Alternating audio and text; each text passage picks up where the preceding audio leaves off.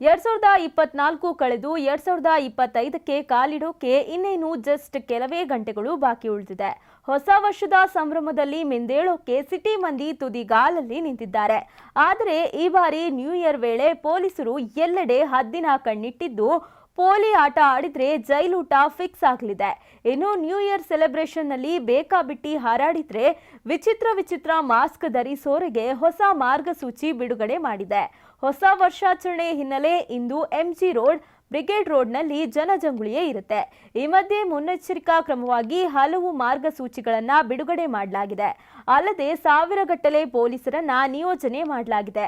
ಇದೀಗ ಹೊಸ ಮಾರ್ಗಸೂಚಿ ಬಿಡುಗಡೆ ಮಾಡಿದ್ದು, ಇದರ ಪ್ರಕಾರ ಯಾವುದೇ ವ್ಯಕ್ತಿ ಇನ್ನೊಬ್ಬ ವ್ಯಕ್ತಿಗೆ ತೊಂದರೆ ಮಾಡುವಂತಿಲ್ಲ. ಇನ್ನು ಆಚರಣೆ ವೇಳೆ ಜೋರಾಗಿ ಕೂಗೋದು, ಪಿಪಿ ಊದುವುದು, ವಿಚಿತ್ರವಾಗಿ ವರ್ತಿಸುವುದು, ಬೀಭತ್ಸವಾಗಿರುವ ಮಾಸ್ಕ್ಗಳನ್ನು ಉಪಯೋಗಿಸದಂತೆ ಮಾರ್ಗಸೂಚಿ ನೀಡಲಾಗಿದೆ. ಇನ್ನು ಈ ಮಾರ್ಗಸೂಚಿಗಳನ್ನ ಮೀರಿದ್ರೆ ಅಂತವರ ವಿರುದ್ಧ ಪೊಲೀಸರು ಕ್ರಮ ಕೈಗೊಳ್ಳೋಕೆ ತಯಾರಿಯನ್ನ ನಡೆಸಿದ್ದಾರೆ. ಇನ್ನು 2024ರ ಕೊನೆ ದಿನದ ಕೊನೆ ಕ್ಷಣಕ್ಕೆ ಕೌಂಟ್ ಡೌನ್ ಶುರುವಾಗಿದೆ. ಎಂಜಿ ರೋಡ್ನಲ್ಲಿ ಈಗಾಗಲೇ ಪೊಲೀಸರು ದೌಡಾಯಿಸಿದ್ದು, ಎಸ್ಡಿಆರ್ಎಫ್ ವಾಹನಗಳು ಹಾಗೂ 20 ಸಿಬ್ಬಂದಿಗಳನ್ನ ನಿಯೋಜನೆ ಮಾಡಲಾಗಿದೆ. ಅಷ್ಟೇ ಅಲ್ಲದೆ ಕೆಎಸ್ಆರ್ಪಿಯ 2 ತುಕಡಿಯನ್ನ ನಿಯೋಜನೆ ಮಾಡಲಾಗಿದೆ. ಮುನ್ನೆಚ್ಚರಿಕಾ ಕ್ರಮವಾಗಿ ಕಮಾಂಡ್ ಕಂಟ್ರೋಲ್ ರೂಮ್, ಅಗ್ನಿಶಾಮಕ ದಳದ 10 ಜನ ಸಿಬ್ಬಂದಿಗಳನ್ನ ನಿಯೋಜಿಸಲಾಗಿದೆ.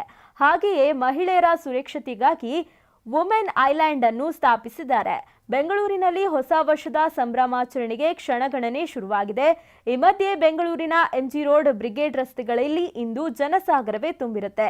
ಇದರ ನಡುವೆ ಬೆಂಗಳೂರಿನಲ್ಲಿ ನ್ಯೂ ಇಯರ್ ಹಿನ್ನೆಲೆ ನಗರದ 32 ಫ್ಲೈಓವರ್ಗಳು ಬಂದ್ ಆಗಲಿದೆ. ಇಂದು ರಾತ್ರಿ 9 ಗಂಟೆಯ ಬಳಿಕ ನಗರದ 32 ಫ್ಲೈಓವರ್ಗಳು ಬಂದ್ ಇರಲಿದೆ. ಯಾವುದೇ ಮುನ್ನೆಚ್ಚರಿಕಾ ಘಟನೆ ನಡೆಯದಂತೆ ಮುಂಜಾಗ್ರತಾ ಕ್ರಮವಾಗಿ ಈ ನಿರ್ಧಾರವನ್ನ ಕೈಗೊಳ್ಳಲಾಗಿದೆ. ಇಂದು ರಾತ್ರಿ 9 ಗಂಟೆಯಿಂದ ನಾಳೆ ಬೆಳಿಗ್ಗೆ 6 ಗಂಟೆವರೆಗೂ ಈ 32 ಫ್ಲೈಓವರ್ಗಳು ಕ್ಲೋಸ್ ಇರಲಿದೆ.